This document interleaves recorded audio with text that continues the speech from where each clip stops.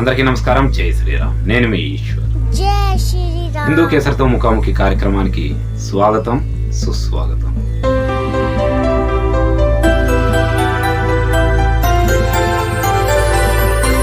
ఈరోజు మన ముఖ్య అతిథి గౌరవ శ్రీ శ్రీకృష్ణదాస్ గారు. నమస్కారం స్వామి, స్వాగతం. వీరి యొక్క పరిచయం: మన శ్రీకృష్ణదాస్ గారు ఆంధ్ర, తెలంగాణతో పాటుగా కర్ణాటక రాష్ట్రాల్లో కూడా భగవద్గీత, మహాభారతం మరియు రామాయణ గ్రంథాలని అనేక ప్రముఖ దేవాలయాల్లో ప్రవచనం ద్వారా ప్రజలకు చేరవేసే ప్రయత్నం చేశారు. దాంతో పాటుగా అనేక మారుమూల గ్రామాలను కూడా సందర్శించి అక్కడ చిన్నపిల్లలకి ఈ యొక్క గ్రంథాల యొక్క సారాంశాన్ని వివరించి వాటిని నేర్చుకునే విధంగా చేశారు. రామ హరే రామ, రామ రామ హరే హరే, హరే కృష్ణ కృష్ణ కృష్ణ హరే హరే.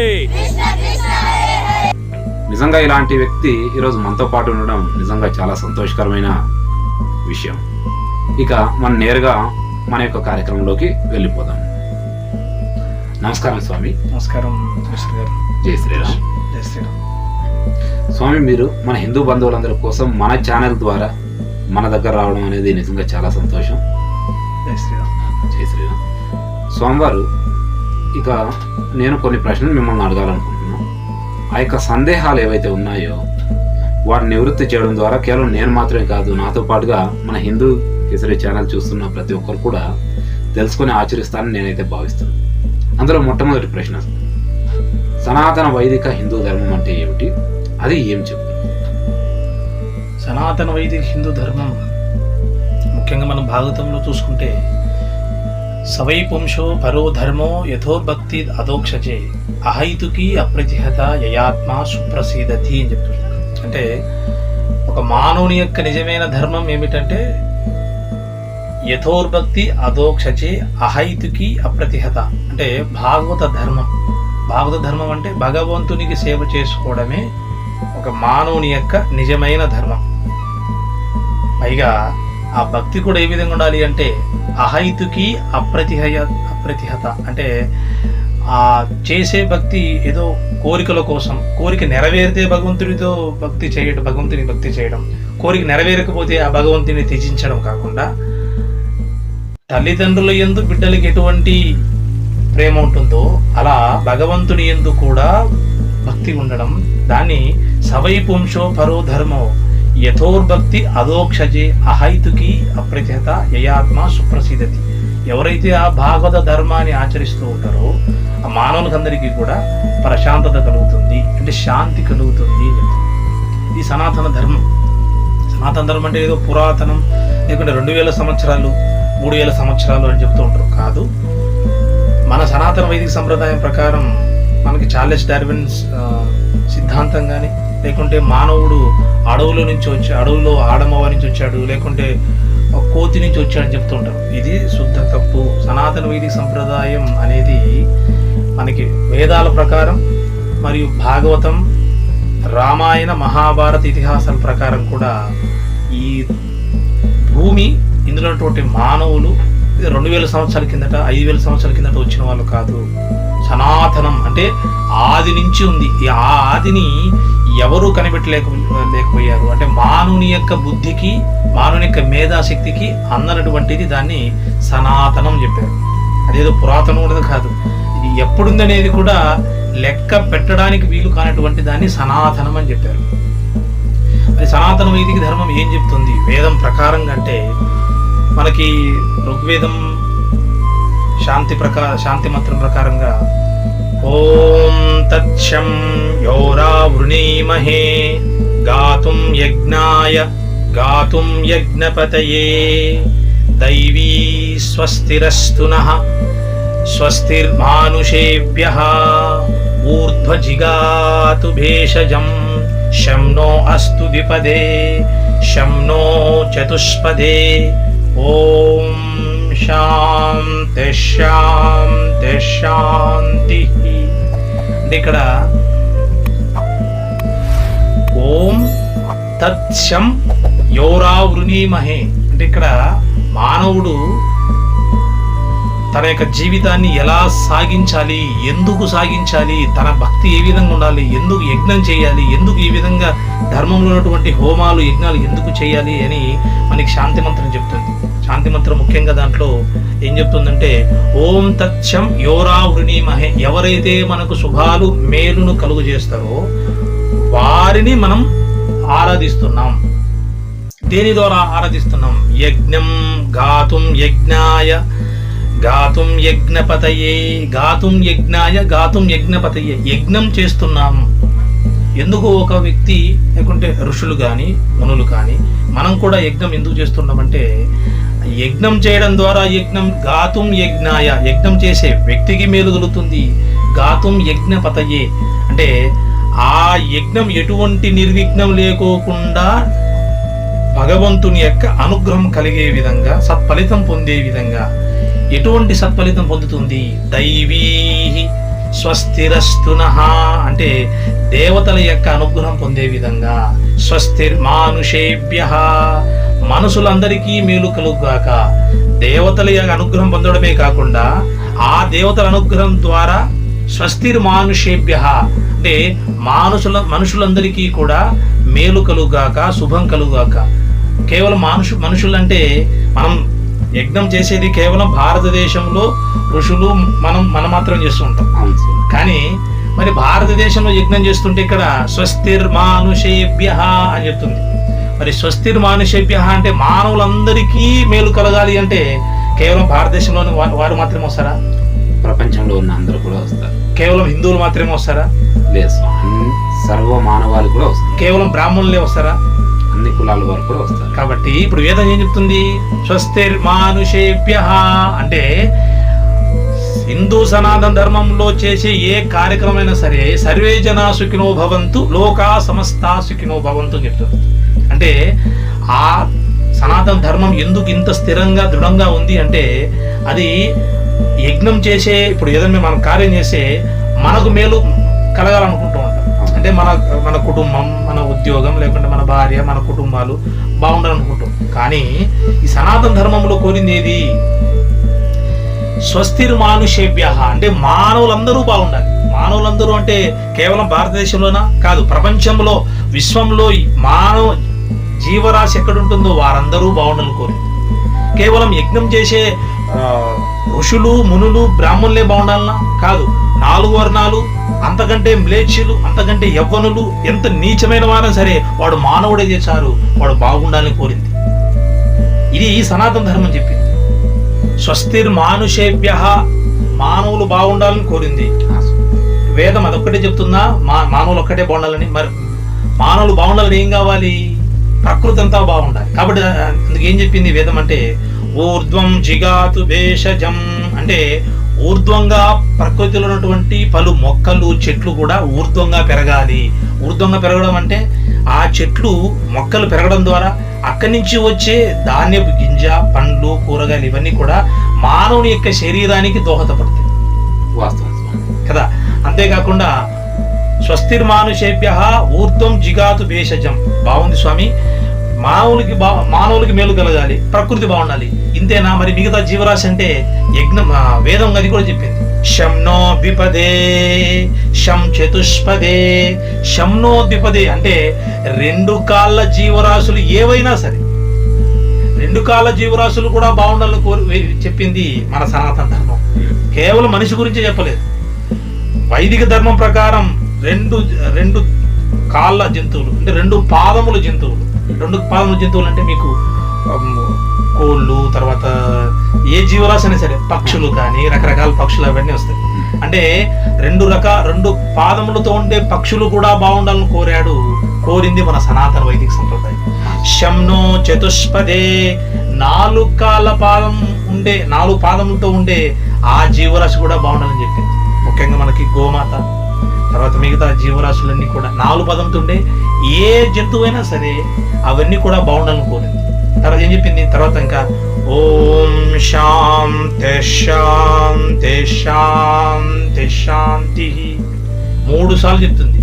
ఓం శాంతి శాంతి శాంతి ఎందుకు 3 సార్లు శాంతి చెప్తుందంటే ఒక్కసారి శాంతి చెప్తే సరిపోతుంది, కానీ ఇక్కడ 3 సార్లు శాంతి చెప్పడానికంటే మన సనాతన సంప్రదాయంలో ఏ పదమైతే 3 సార్లు ఉచ్చరింపబడుతుందో అది సత్యం సత్యం పునఃసత్యం అని.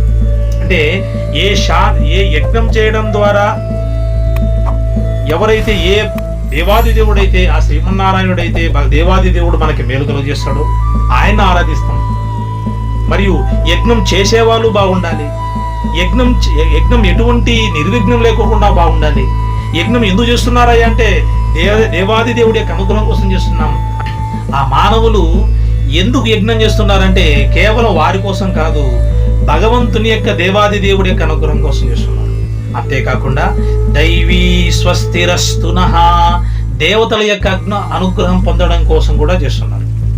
అక్కడ దేవతల అనుగ్రహం అంటే దేవతల అనుగ్రహం పొందాలి అంటే ఎందుకు అనుగ్రహం పొందాలి అంటే మనకు భగవద్గీతలో 3వ అధ్యాయంలో చెప్తారు 14వ శ్లోకంలో, అన్నాత్ భవంతి భూతాని పర్జన్యాదన్న సంభవః యజ్ఞాత్ భవతి పర్జన్యో యజ్ఞ కర్మ సముద్భవః. ఈ మానవుడు అంతా కూడా మిగతా జీవరాశులు కూడా అవన్నీ బాగుండాలంటే ఏం కావాలి? అన్నం కావాలి, ఆహారం కావాలి. అది ఎక్కడి నుంచి వస్తుంది?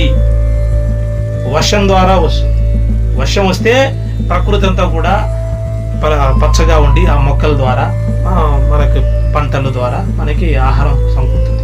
వర్షం ఎక్కడి నుంచి వస్తుంది? మేఘం ద్వారా వస్తుంది. దాని వెనకాల ఇంకా ఎవరున్నారు నడిపించేవారు?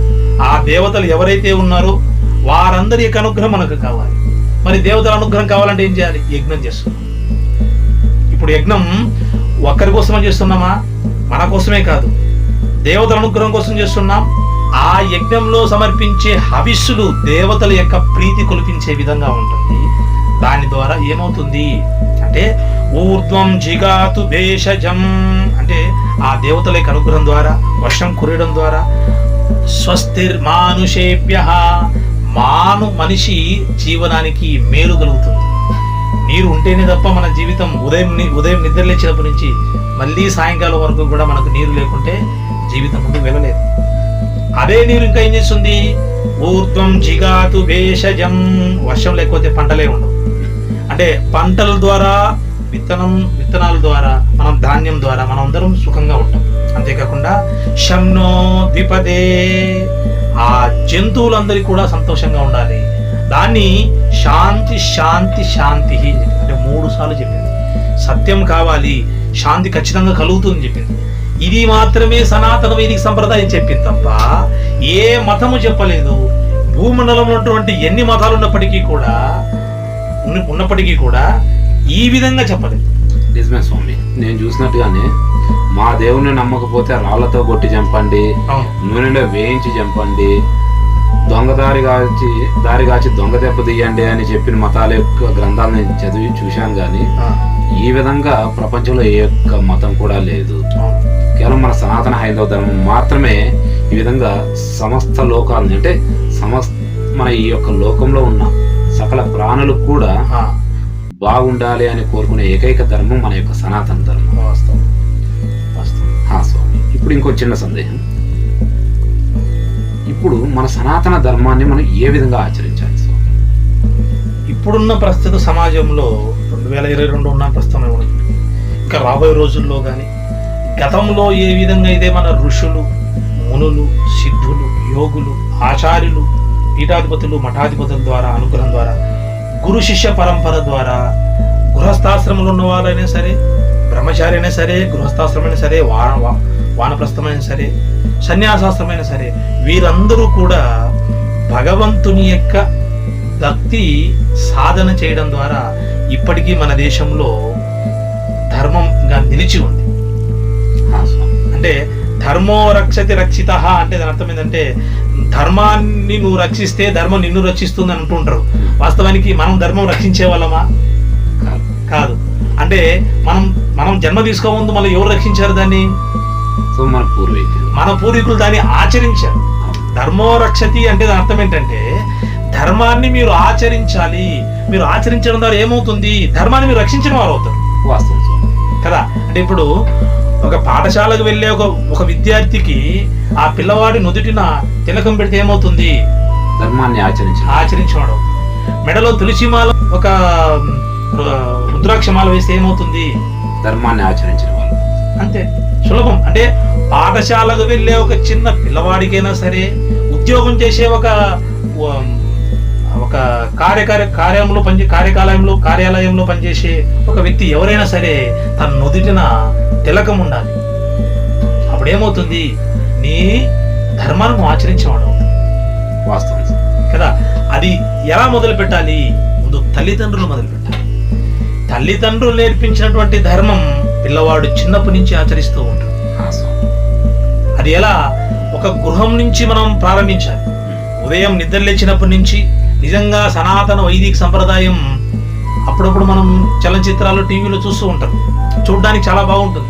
వాస్తవానికి అంతకంటే ఇంకా మెరుగుగా చేసేవారు మన ఋషులు కానీ, మునులు కానీ, సిద్ధులు కానీ. ఇప్పుడు గృహస్థాశ్రమంలో కూడా ఆ సనాతన ధర్మాన్ని ఆచరించే వాళ్ళు ఉన్నారు ఇప్పటికీ. ఎలా ఒక సనాతన వైదిక సంప్రదాయంలో ఉన్నటువంటి కుటుంబం ఎలా ఉంటుంది తెలుసుకుంటాం. ఆ కుటుంబం ఆచరణ తెలిసిందనుకోండి, ప్రపంచమంతా ఆచరించడానికి సులువుగా ఉంటుంది. ఎందుకంటే పీఠాధిపతులు, మఠాధిపతులు, సన్యాసులు వారి వారి ధర్మాన్ని ఆచరిస్తున్నారు. గృహస్థులు సక్రమంగా ఆచరించారనుకోండి, వారి ద్వారా పుట్టబోయే సంతానం ఆ ధర్మాన్ని ఆచరిస్తారు. ఇప్పుడు నేను ధర్మాన్ని ఆచరిస్తే నా తర్వాత వచ్చే పరంపరలు వారందరూ కూడా అదే ధర్మాన్ని ఆచరిస్తారు. కాబట్టి సనాతన వైదిక సంప్రదాయంలో ఒక గృహస్థ కుటుంబం ఎలా ఉండాలి అంటే, ఉదయం నిద్ర లేచిన వెంటనే, అది కూడా సూర్యోదయం ముందుగానే, అంటే బ్రాహ్మీ ముహూర్తం దగ్గర మీకు 3:30 నుంచి 5:48 వరకు ఉంటుంది. ఆ సమయం మన సాధనకి చాలా ఉపయోగకరమైనది, సత్ఫలితాలు ఇచ్చేది కూడా. కొంతమందికి ఉద్యోగాల ద్వారా ఇప్పుడున్నటువంటి ప్రస్తుత సమాజం కొద్దిగా వీలు కాదు. కనీసం సూర్యోదయానికి ముందుగా, అంటే 5:45 లోపలనే నిద్ర లేచి పురుషుడు స్నానం చేసి సంధ్యావందనం చేసుకోవడానికి కానీ, వారికి సంధ్యావందనం ఉంటే సంధ్యావందనం చేసుకోవాలి. లేదంటే సాధారణ మానవులు ఎవరైతే ఉంటారో వారు స్నానకృత్యాలు చేసుకుంటూ ఉండాలి. ముఖ్యంగా స్త్రీ, ఆ ఇంటిలో ఉన్నటువంటి గృహంలో ఉన్నటువంటి స్త్రీ స్నానం చేసి అప్పుడు మాత్రమే వంటగదిలో వంట చేయాలి. ఇప్పుడు ఏమవుతుంది? ఉదయం నిద్ర లేచిన వెంటనే మీరు బ్రాహ్మీ ముహూర్త సమయంలో మీ ఇంటిని శుభ్రపరుచుకొని కాలకృత్యాలు నిర్వర్తించుకొని ఆ స్త్రీ తన శరీరాన్ని పవిత్రంగా ఉంచుకొని వంటగదిలో ప్రవేశించాలి. అప్పుడు ఏమవుతుంది? ఆ చేసే వంట ఒక యజ్ఞానికి ప్రసాదం తయారవుతుంది. పురుషుడు ఏం చేయాలి? ఆ స్త్రీ వంట చేస్తున్న సమయంలో ఈ పురుషుడు ఆ పూజామందిరంలో ఉన్నటువంటి పూజామందిరంలో దేవాది దేవుడికి ప్రతినిత్యము పూలు అల్లి సమకూర్చి దీపారాధన చేసి భగవంతుని నామాన్ని సేవించుకొని, విష్ణు సహస్రనామం కానీ, భగవద్గీత కానీ, రామాయణంలో ఒక శ్లోకం కానీ సేవించుకోవడం ద్వారా ఈ సమయంలో ఆ స్త్రీ గృహిణి వంట చేస్తుంటుంది, తండ్రి గారు పూజ చేస్తుంటారు. ఇంటిలో ఉన్నటువంటి చిన్న పిల్లలు కూడా అప్పుడే నిద్ర లేవడం కానీ, తండ్రి గంట కొడుతూ ఓం అస్మద్గురుభ్యో నమః శాంతాకారం భుజగశయనం పద్మనాభం సురేశం విశ్వాకారం గగనసదృశమేఘవర్ణం శుభాంగం లక్ష్మీకాంతం కమలనయన యోగి హృద్యానగమ్యం వందే విష్ణుం భవభయహర సర్వలోకైకనాథం అని గంట కొడుతుంటే పిల్లవాడు నిద్రలేసి, అమ్మా ఏంటమ్మా, చిన్నపిల్లవాడు నిద్రలేసి అమ్మ దగ్గర వెళ్తే, నాన్న పూజ చేస్తున్నాడు, వెంటనే స్నానం చేసి రాపో అంటే, అమ్మ ఎందుకు మా నాన్న గడ్డ కొడుతున్నంటే దేవతలను ఆహ్వానిస్తున్నా, ఇంట్లో ఉన్నటువంటి భూతాలన్నీ కూడా బయటికి పంపించి భగవంతునికి ఆర్తి కర్పూరం ఇస్తున్నాడు, స్వామి ఉచితాసనంలో ఏర్పడించి స్వామికి పూలు సమర్పించి స్వామికి భక్తి సాధన చేస్తున్నాడు. అవునా అని చిన్నపిల్లవాడు గమనిస్తూ ఉంటాడు కదా.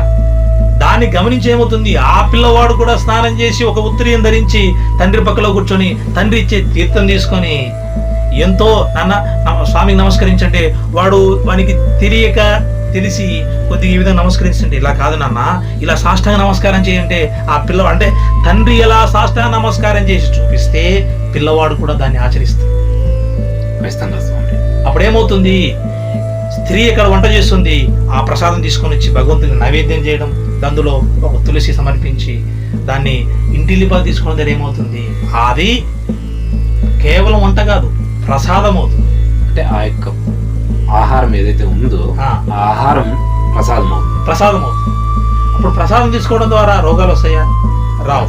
అంతేకాకుండా ఆ భగవంతుని నివేదించిన ప్రసాదం ఏమవుతుంది, మనలో ఉన్నటువంటి అహంకారానికి, రాగానికి, ద్వేషానికి, కామ క్రోధ లోభ మదమాశ్చర్యాలను తిరిగి మనలో పుట్టనీకోకుండా, అవి ఉద్భవించడానికి కారణం కాకుండా ప్రశాంతకరమైన జీవితాన్ని సాగరించడానికి ఆ ప్రసాదం కారణమవుతుంది.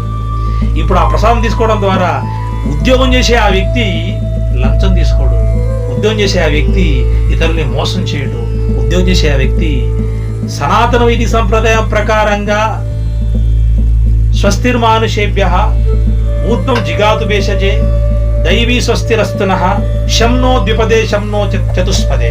అంటే ఆ భక్తి మార్గంలో ఉన్న వ్యక్తి ప్రకృతి బాగుండాలి, దేవతలకు ప్రతినిత్యం సేవ చేసుకుంటున్నాడు, నా 2 పాదముల జంతువులు బాగుండాలి, పక్షులు బాగుండాలి, 4 కాలం జంతువులు బాగుండాలి, తనతో పాటు జీవిస్తున్నటువంటి మానవులు అందరూ బాగుండాలని కోరుకుంటున్నాడు. ఇప్పుడు ఏమవుతుంది, ఆ వ్యక్తి చేసినటువంటి భక్తి తన బిడ్డకి పరంపరగా వస్తుంది. ఆ పిల్లవాడు పాఠశాల వెళ్ళేటప్పుడు తిలకం పెట్టుకోవడం, మెడలో తులసిమాల ధరించడం ద్వారా వెళ్ళడం ద్వారా ఈ పిల్లవాడికి ఎవరైనా కానీ ఏంటా తిలకం పెట్టుకున్నాం అంటే మా నాన్నగారు చెప్పారు, నేను ధరిస్తాను. ఇది అలవాటు కావాలి. అప్పుడు ఏమవుతుంది, ఇంకా ఆ పిల్లవాడికి మనం A for apple, B for battle నేర్పిస్తున్నాం, C for cat, D for doll నేర్పిస్తున్నాం.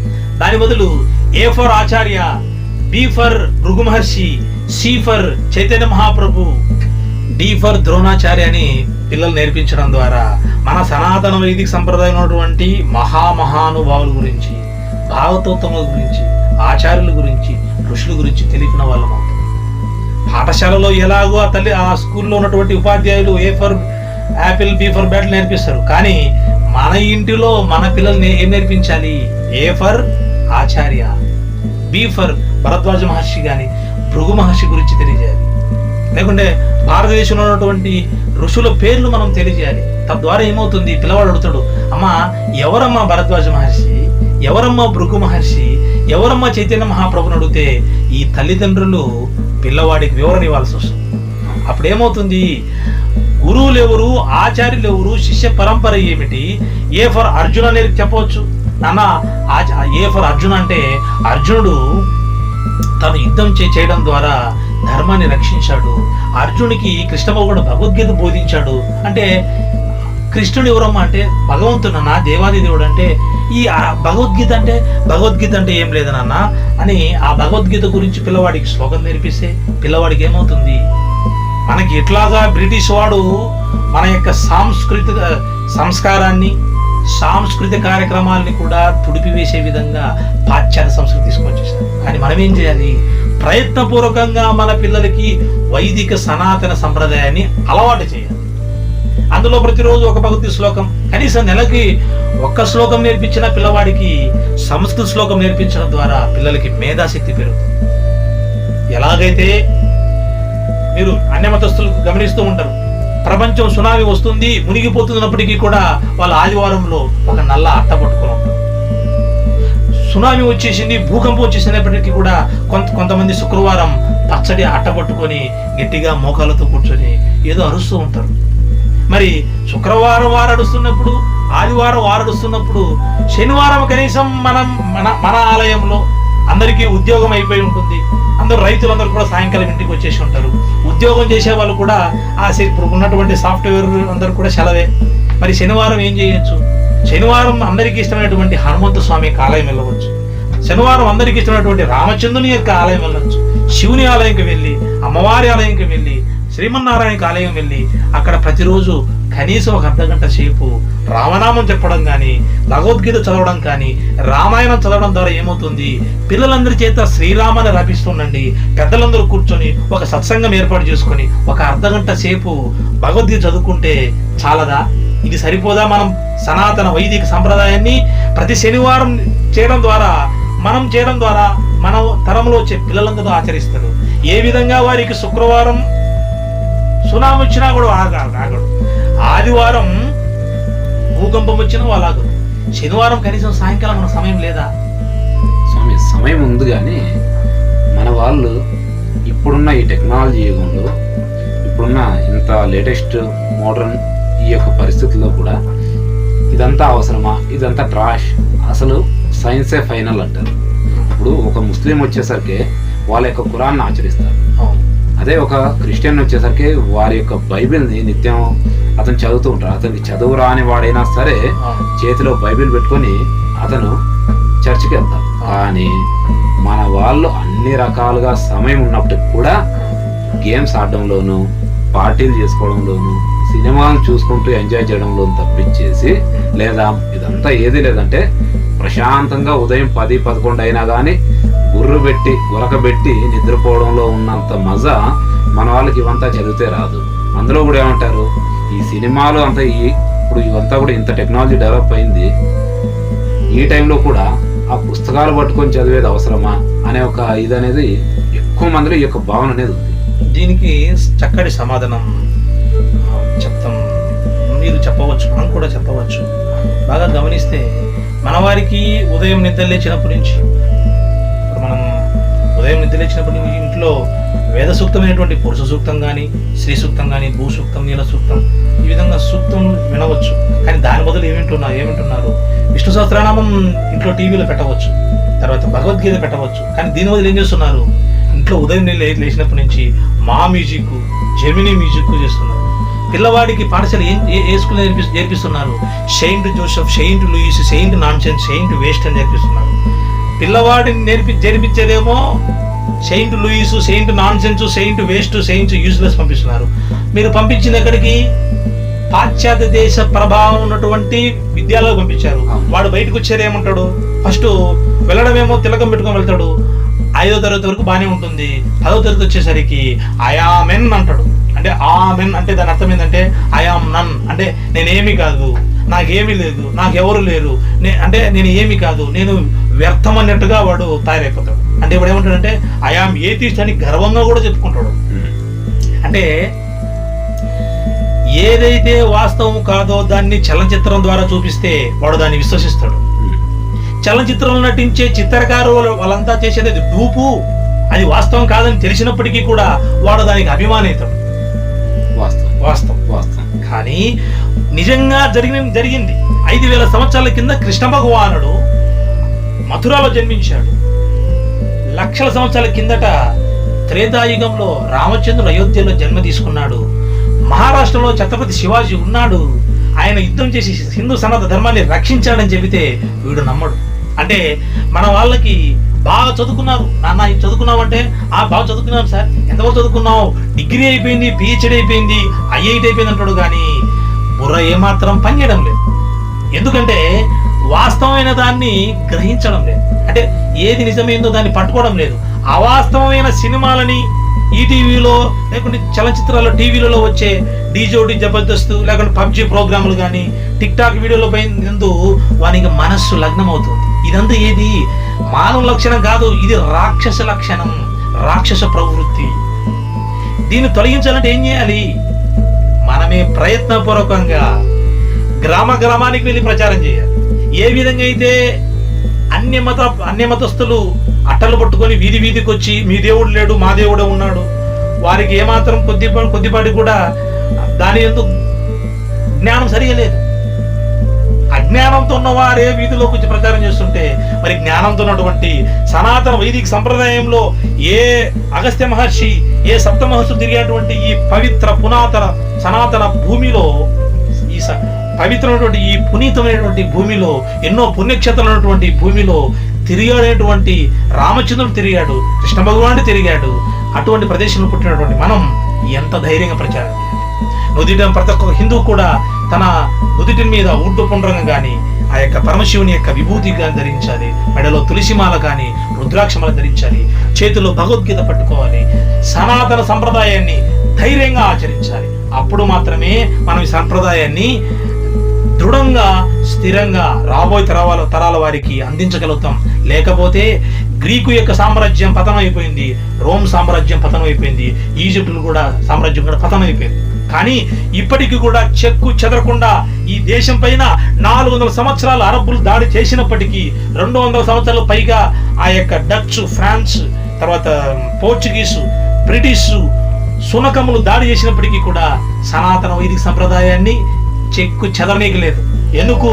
ఇది ఋషులు మునులు ఒక దృఢంగా ఏర్పరిచారు. మీ నుదుటిన తిలకం ఉంది, మీ మెడలో రుద్రాక్షమాల ఉంది. నా నుదుటిన ఊర్ధపుండ్రం ఉంది, తిలకం ఉంది, నా మెడలో తులసిమాల ఉంది. దీనికి కారణం ఎవరు? ఋషులు, మన పూర్వీకులు దాన్ని ఆచరించారు. కాబట్టి ఏ పూర్వీకులైతే మనకు ఆచరించి ఇంతటి అహోబిలం క్షేత్రాలు కానీ, తిరుమల క్షేత్రం కానీ, మేల్కోట క్షేత్రం కానీ, మథుర కానీ, అయోధ్య కానీ ఆ మందిరాలను నిర్మించి మనకి అవి స్థిరమైన శాశ్వతమైన ఆనంద నిలయాలు. అవన్నీ కూడా మనిషికి ఎక్కడ ప్రశాంతం దొరకలేదు అంటే ఆ వ్యక్తి ఆలయానికి వెళ్తే ఆహా ప్రశాంతంగా ఉంది అంటుంటాడు. ఎందుకు? మానవునికి ప్రశాంతం దొరికేది ఒక ఆలయంలోనే. ఎందుకంటే ఈ శరీరం వేరు, శరీరంలో ఉన్న జీవాత్మ వేరు. ఆ జీవాత్మ పరమాత్మను సంబంధించిన వాడు ఎప్పుడైతే తెలుసుకుంటాడో ఆ పరమాత్మ ఎక్కడ ఉంటాడు? మన హృదయంలో ఉంటాడు. అంతేకాకుండా ఆలయంలో కూడా ఉంటాడు. మన హృదయంలో ఉన్నటువంటి భగవంతుని తెలుసుకోలేకపోతున్నాం కాబట్టి ఎదుటిగా ఉన్నటువంటి ఆలయంలో ఉన్నటువంటి భగవంతుని సేవించుకుంటున్నాం. తద్వారా ఏమవుతుంది? భగవంతుని ఉన్నటువంటి సాత్విక గుణాలు మనల్ని ప్రభావితం చేస్తూ ఉంటాయి. తద్వారా మనలో రజోగుణం తమోగుణం తక్కువైపోయి సమాజంలో ఎటువంటి కామ క్రోధ లోభ మోహ మదమాచరణకి గురి కాకుండా, రాగద్వేషాలు లేకుండా సంప్రదాయ ధర్మాన్ని ఆచరిస్తూ గురువు దగ్గర శిక్షణ తీసుకుని ఉత్తమంగా జీవించగలడు. చాలా మంది చెప్తారు, స్వామి భగవంతుని యొక్క ఆలయంలో అంటున్నారు, మరి ఆలయంలో ఉండేది రాయి కదా, అదే రాయిని భగవంతుని పూజిస్తున్నారు. ఇంకో మంది చాకలివాడు అదే తన బట్టలు ఉతుకుతున్నాడు. దానికి దీనికి తేడా ఏమిటంటే భగవంతుడు అంతటా వ్యాప్తి చెందాడు. అంతటా వ్యాప్తి చెందినటువంటి భగవంతుని దర్శించడానికి సామాన్యమాని వీలవుతుందా? వీలు కాదు. ఇప్పుడు ఆకాశం ఉందండి, భగవంతు అంతా విశ్వమంతా వ్యాప్తి చెంది ఉన్నాడు. మరి ఆ భగవంతుని దర్శించాలంటే మన వల్ల వీలవుతుందా? వీలు కాదు. కాదు. మరి అది పురుషోక్తం ఏం చెప్పిందంటే సహస్రశీర్షా పురుష సహస్రసాక్ష సహస్రపాత్ అంటే ఓం సహస్రశీర్షా పురుష సహస్రాక్ష సహస్రపాత్ స భూమిం విశ్వతో సుహృత్వా అత్యతిష్టదశాంగులం పురుష ఏవేదకం సర్వం యద్భూతం యద్భవ్యం ఉతామృతత్వ శేషానః యదన్నేనాతిరోహతి. అంటే సహస్ర శీర్ష పురుష, భగవంతుడు కొన్ని వేల శిరములు కలిగి ఉన్నాడు. సహస్రాక్ష, 1000 కన్నులు కలిగిన వాడు ఉన్నాడు. సహస్రపాత్ అంటే కొన్ని వేల పాదములు కలిగి ఉన్నాడు. అంటే భగవంతుడు కేవలం 1000 తలలు 1000 కన్నులు మాత్రమే అంటే కాదు. భగవంతునికి అనేక తలలతో, అనేక హస్తములతో, అనేక పాదములతో విశ్వమంతా వ్యాప్తి చెందాడు. కానీ భగవంతుని కొలవడానికి, భగవంతుని యొక్క శిరమును కొలవడానికి, పాదము కొలవడానికి మనకు సంఖ్య సరిపోలేదు. అందుకే మన వాళ్ళు ఏం చేస్తారంటే అష్టోత్తర నామాలకి సహస్రనామాలకి ఆపివేస్తారు. అంతకంటే పై సంఖ్య మీకు మనం కొలవడానికి వీలు కాదు. కాబట్టి అంటే అందులో సహస్రం అంటే అనేక మనసు, అంటే అనేక తలలతో, అనేక చేతులతో, అనేక బాహువులతో భగవంతుడు విరాట్ పురుషునిగా ఈ విశ్వమంతా వ్యాప్తి చెందాడు. వ్యాప్తి చెందినటువంటి భగవంతుని మనం ఏం చేస్తున్నాం? అందులో నుంచి వచ్చామే మనం, విరాట్ పురుషుని నుంచి వచ్చామే మనం అందరం కూడా. ఆ భగవంతునికి ఏం చేస్తున్నాం? ఆయనలోని ముఖమే మన ముఖం, ఆయనలోని చేతులే మన చేతులు, ఆయనలోని పాదములే మన పాదములు. అంటే భగవంతుని యొక్క అనుగ్రహం ద్వారా భగవంతుని ఉన్నటువంటి ప్రకృతి, అందులో ఉన్నటువంటి జీవరాశులు భగవంతునికి మనం విడబడుకోకుండా ఉన్నాం. కానీ ఏ భగవంతుడైతే విరాట్ పురుష రూపం ఉన్నాడో ఆయన మనం సేవ చేసుకోవడానికి వీలు కాదు. ఆకాశమంతా ఒక వస్త్రం భగవంతుని సమరించడం వీలవుతుందా? వీలు కాదు. ఆకాశమంతా ఉన్నటువంటి భగవంతునికి ఒక టెంకాయ కొట్టాలంటే వీలవుతుందా? కాదు. ఆకాశంతో ఉన్న భగవంతునికి ఒక ఆభరణం తొలగాలంటే వీలవుతుందా? కాదు. అందుకు భగవంతుడు ఏం చేశాడంటే తనను తాను ఒక అర్చకామూర్తి అవతారానికి మన ఇంట్లో ఒక అంగుష్టం మాత్రం నిజ రూపంలోగా ఆలయంలోకి వచ్చాడు. వచ్చి నాన్న, నేను విశ్వమంతా వ్యాపించినప్పటికీ నీ హృదయంలో ఉన్నప్పటికీ నన్ను తెలుసుకోలేకపోతున్నావు, కాబట్టి అర్చన చేసుకో నీ యొక్క పూజా మందిరంలో. ఆ యొక్క భగవంతుని ఆలయం ఉన్నటువంటి భగవంతుని నన్ను దర్శించు. తద్వారా నువ్వు భగవద్గీత చదవడం ద్వారా, భాగవతం అర్థం చేసుకోవడం ద్వారా, రామాయణం అర్థం చేసుకోవడం ద్వారా ఈ విశ్వమంతా వ్యాపించింది ఆ విరాట్ పురుషుడే, మా దేవాది దేవుడే. ఆ భగవంతుడు ఉన్నటువంటిది ఈ ప్రకృతి, అందులో ఉన్నటువంటిదే ఈ మనుష్యులు, అందులో ఉన్నటువంటి వారి ఈ ప్రకృతి, ఈ మొక్కలు, శలయేర్లు, నదులు, జీవరాశులు, అందులో ఉన్నటువంటివే రకరకాల పక్షులు, జీవులు. కాబట్టి నాకు భగవంతుడికి తేడా లేదు, ఆయనకు సంబంధించిన వాడిని. కాబట్టి ఆ ప్రకృతి ద్వారా, భగవంతుని ద్వారా వచ్చిన ప్రకృతి నన్ను నిలపడానికి ఉపయోగపడింది. కాబట్టి తిరిగి మనం ఏం చేయాలి? కృతజ్ఞతాపూర్వకంగా అందులో ఉన్నటువంటి మనం స్వామి పాదములకు పూజలు చేస్తూ ఉంటాం. అక్కడ పూజ చేసేది ఎవరికి? ఆ పాదం, భగవంతుని పాదం చేస్తున్నామంటే ఆ పాదంలో ఒక స్వామి యొక్క సహస్ర పాదములలో మనకు కూడా ఒక పాదం. అంటే విడిపడినటువంటి మనం భగవంతునితో విలీనం చేసేది యోగా.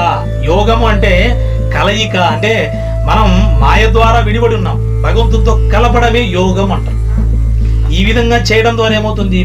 మన సనాతన ధర్మాన్ని ఆచరించిన వాళ్ళు అవుతుంది. ఇప్పుడున్నటువంటి వారు సాఫ్ట్వేర్ ఇంజనీర్లు రాతి అండి అంటారు. భగవంతుడు ఎందుకు రాతి రూపంలో వచ్చాడు, ఎందుకు విగ్రహ రూపంలో వచ్చాడు అంటే మిగతా రూపంలో అది ఆ రూపం స్థిరంగా ఉండడానికి వీలు కాదు. కాబట్టి అది కూడా, ఆ రాయి కూడా భగవంతుని చేత సృజింపబడిందే. అది కూడా అందులో భగవంతుని ఆహ్వానం చేస్తారు. స్వామి యొక్క శక్తి అందులో ఉద్భవించి ఉంటుంది. ఆవాహనం చేయడం ద్వారా ఏమవుతుంది? అక్కడ సాక్షాత్తుగా స్వామి ఉంటాడు. దర్శించేవాడికి నువ్వు చూసేది చలచిత్రములో ఒక డూపు చేసేవాడిని ఇది వాస్తవని నమ్మి 2 గంటల సేపు పాటు ధనాన్ని వెచ్చించి చూస్తున్నావే. మరి విరాట్ పురుషు అనే భగవంతుడు అంతటా వ్యాపించున్నటువంటి అందరి ఆ శిలలో కూడా భగవంతుడు ఉన్నాడని నువ్వు ఎందుకు గుర్తించలేవు అంటే మనకి అజ్ఞాన పొర కప్పి ఉంది, జ్ఞానం లేదు.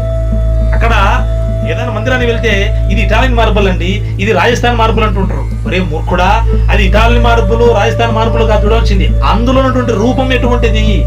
ఆ రూపంలో ఉన్నటువంటి స్వామి యొక్క కన్నులు మనల్ని చూసి పలకరిస్తూ ఉంటాయి. స్వామి యొక్క చిరునవ్వు చూసి మనల్ని ఆహ్వానిస్తూ ఉంటుంది.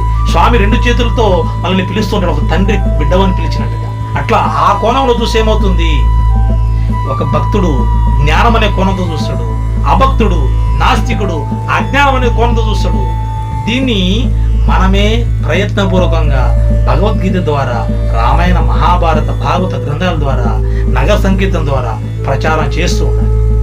దీని ద్వారా, ఈ విధంగా చేయడం ద్వారా ధర్మో రక్షతి రక్షితః అంటే మన ధర్మాన్ని ఆచరించి భగవంతుని భక్తి చేసుకుంటూ ఉండడం ద్వారా, ధర్మాన్ని ఆచరించడం ద్వారా ఏమవుతుంది? ధర్మాన్ని రక్షించడం అవుతుంది. ఖచ్చితంగా స్వామి. హరే కృష్ణ. స్వామి, మరో ప్రశ్న చెప్పండి.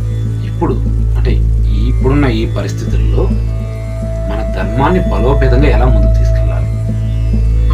చాలా చక్కటి ప్రశ్న అడిగారు ఈశ్వర్ గారు. మనకి ముఖ్యంగా మీరు గమనిస్తే మన ఎన్నో అంటే 70 మన స్వాతంత్రం వచ్చినప్పటి నుంచి కూడా మన యొక్క పాఠ్య పుస్తకాలలో మన దేశం పైన దాడి చేసిన దుర్మార్గుల గురించి చక్కగా వర్ణించారు. ఏ దేశాన్ని అయితే కొల్లగొట్టి మన సంప్రదాయాన్ని నిర్వీర్యం చేశారో వారి గురించి చక్కగా రచించారు. కానీ ఇప్పుడు మన సంప్రదాయాన్ని రక్షించుకోవాలంటే అందులో మహాభారత కథను పాఠ్య పుస్తకాల్లో చేర్పించారు. అప్పుడు ఏమవుతుంది? చిన్నపిల్లలు చిన్నతనం నుంచే రామాయణంలో రామచంద్రుడు ఈ విధంగా ఉన్నాడు, తండ్రి మాట విన్నాడు, పితుర్వచనం నిర్దేశాత్, పితుర్వచనం గౌరవాత్. మా తండ్రి చెప్పారు కాబట్టి మా తండ్రి మాట యందు గౌరవం ఉండి నేను విశ్వామిత్రుని సేవ చేసుకున్నాడు. అంతేకాకుండా 14 ఏళ్ళు అరణ్యవాసం చేశాడు. అంటే దాని అర్థం ఏమర్థమవుతుంది? రామచంద్రుడు పితుర్వచనం నిర్దేశాత్ అంటే తండ్రిని గౌరవించాడు. ఇక్కడ అది పిల్లలకి శ్లోకం నేర్పించడం ఏమవుతుంది? ఓహో, రామచంద్రుడు తండ్రిని గౌరవించాడు కాబట్టి నేను కూడా నా తండ్రిని గౌరవించాలి. ఇది పాఠ్యపుస్తకాలు నేర్పించాలి. కేవలం పాఠ్యపుస్తకాలే కాకుండా కళాశాలల్లో, డిగ్రీ కళాశాలల్లో, యూనివర్సిటీల్లో కూడా భగవంతుని యొక్క భక్తి తెలిపే ఏదో కథల రూపంలో, మీకు మహాభారతంలో ఎన్నో ఇతిహాసాల కథలు ఉన్నాయి, రామాయణంలో ఎన్నో కథలు ఉన్నాయి. దీన్ని తెలిపేది ఏమవుతుంది? మీరు పునాది రూపంలో పిల్లల యొక్క మస్తిష్కంలోనికి మీరు భగవద్గీత, భాగవత శ్లోకాలు పంపిస్తున్నారు. అప్పుడు ఏమవుతుంది? వానికి ఆ శ్లోకాల పైన మక్కువ కలుగుతుంది. అప్పుడు ధర్మం ఏదో తెలుసుకోవాలంట ఒక ఆలోచన కలుగుతుంది. అంతేకాకుండా రాబోయే రోజుల్లో చలనచిత్రాల్లో భగవంతునికి సంబంధించి ఋషుల పేర్లు సంబంధించి అన్యథా ఎవరైతే తీస్తూ ఉంటారో దాన్ని ఖండించాలి. లేకపోతే ఏమవుతుందంటే, నాకు సనాతన సంప్రదాయం అంటే నమ్మకం లేదండి అని అంటూ ఉంటారు కొంతమంది. నేను ఉన్నాడు కానీ అది నేను నమ్మను, నేను విశ్వసించను అంటూ ఉంటాను. ఇప్పుడు ఈ మధ్య బాగా డబ్బులు 1000 కోట్లు బాగా తీసినటువంటి డైరెక్టర్ కూడా చెప్పారు, సార్ మీరు ధర్మం అంటే లేదంటే అంటారు. మరి లేని వాటివి మరి శివలింగం చూపించి ఎందుకు సినిమా తీసి అన్ని కోట్లు తీసుకున్నావు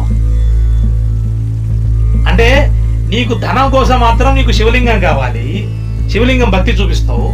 అక్కడ ఆ సనాతన సంప్రదాయంలో ఉన్నటువంటి మహాభారతంలో కథ తీసుకొని చలనచిత్రం రూపొందించావు, రామాయణంలో ఉన్న కథని తీసుకొని రూపొందించావు, కానీ నీకు భగవంతుడి నమ్మకం లేదు. దాన్ని మనం ఏం చేయాలి? సనాతన వైదిక సంప్రదాయాన్ని నిరూపించే విధంగా చలనచిత్రాలు తీయాలి. ఎలా అంటే, మీరు బాగా గమనిస్తే చూడండి, కావాలంటే అమెరికా వాళ్ళు, రష్యా వాళ్ళు, తర్వాత జర్మనీ వాళ్ళు తీసే చలనచిత్రాలని వారి యొక్క టెక్నాలజీ విధంగా ఉంటాయి. అంటే సిబిఐ కానీ, లేకుంటే ఎఫ్బిఐ కానీ, లేకుంటే మిసైల్స్, రకరకాల టెక్నాలజీ చూపిస్తుంటారు. అంటే మేము ఇంత శక్తివంతం వాళ్ళు చూపిస్తూ ఉంటారు వాళ్ళు. అంటే వాడు అంత శక్తివంతం వాడు చూపిస్తున్నాడు అంటే, మరి మనం దేంట్లో శక్తివంతం అంటే, ఇప్పుడు మీరు కొన్ని చలనచిత్రాలు చూసే, అంటే 1920 కానీ 17వ సంవత్సరంలో ఈ విధంగా ఉన్నారు వాళ్ళు అని చూపిస్తుంటారు. అలాగా మన దేశంలో కూడా మన ఋషులు ఏ విధంగా ఉన్నారు, మహాభారతంలో ఏం జరిగింది, ఒక ఘట్టాన్ని తీసుకోండి. టీవీ సీరియల్స్ ద్వారా, తర్వాత పుస్తకాల ద్వారా, రేడియోల ప్రసంగాల ద్వారా, యూట్యూబ్లో కొన్ని ఛానల్ ద్వారా ఇప్పుడు మీరు చేస్తున్నారు, ఇటువంటి కార్యక్రమాల ద్వారా మహాభారతంలో ఉన్నటువంటి సారాంశాన్ని, వేద సారాంశాన్ని ప్రస్ఫుటంగా మనం ప్రయత్నం చేస్తూ ఉండాలి. ఎప్పుడైతే ప్రచారం జరుగుతూ ఉంటుందో, సత్సంగం జరుగుతూ ఉంటుందో, ఆ ధర్మాన్ని మనం ఎప్పటికీ స్థిరంగా నిలిపిన వాళ్ళం అవుతాం. రాబోయే తరాలకి కూడా మన ధర్మాన్ని అందించిన వాళ్ళం అవుతాం.